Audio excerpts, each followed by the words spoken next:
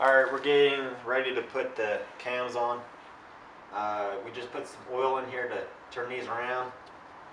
Make sure that when it starts up, nothing in here is dry. Alright, so we just found out that, well, not found out, we checked to make sure we were correct. This one that says exhaust with the intake pointing that way is the one that goes here on the exhaust side. This one goes on that side. It's kind of self-explanatory. There is a timing mark on the top of the cam, and it's on the valve cover. There's a thing on there. I'll show you that when we get to that part. We got to put all the caps on, and I'm going to start cleaning and prepping the valve cover so that can go on, and that way we could get the timing belt on, finish putting the engine mount on, and then it's basically just bolting the rest of everything else on. So it's going to go reasonably pretty quick once we get that part done.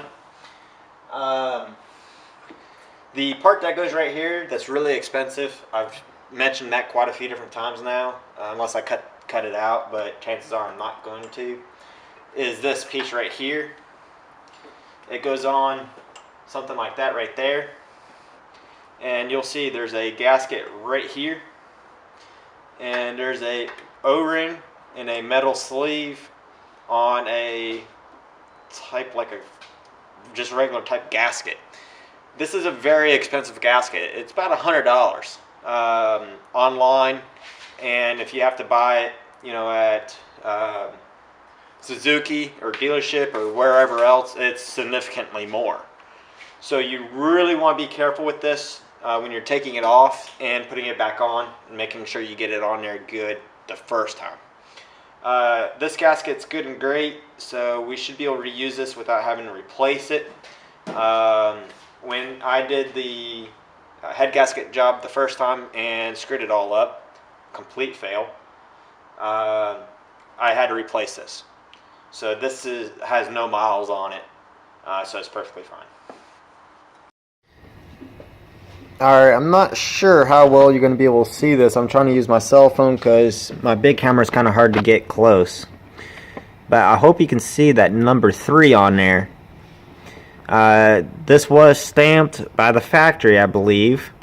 And they're all marked. And then over here, you'll see there's a 3. Here's 4, 5, and so on. They're all marked.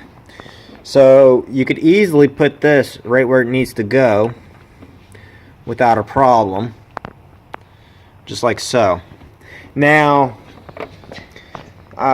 this bolt here had broke. Thankfully, I was able to extract it without any real major problems, and we just used a grade A bolt as a replacement, because trying to buy, you know, just 2 bolts or even a full kit is kind of hard trying to find that.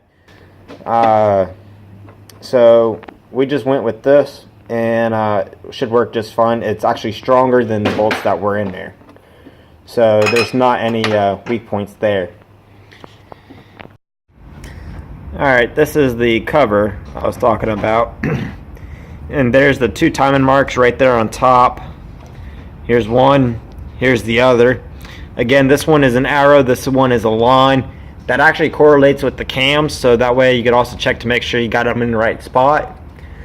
And you got to make sure you go in here and you remove these O-rings and you replace them. In the book it says to use Vaseline to basically stick them in there until you get this cover on and bolt it down. And I also got to run a gasket all the way around here and use Vaseline to hold that on as well. Pretty simple, and goes right on. Alright, this is all ready to go. Put a new gasket here. The O-rings around these bolt holes, you just use a little bit of Vaseline, and then this is going to go on, and then we're torquing this down, and we should be moving along pretty quickly after that. So I'll catch you once we start getting this on and going from there, and I'll run the camera on the tripod.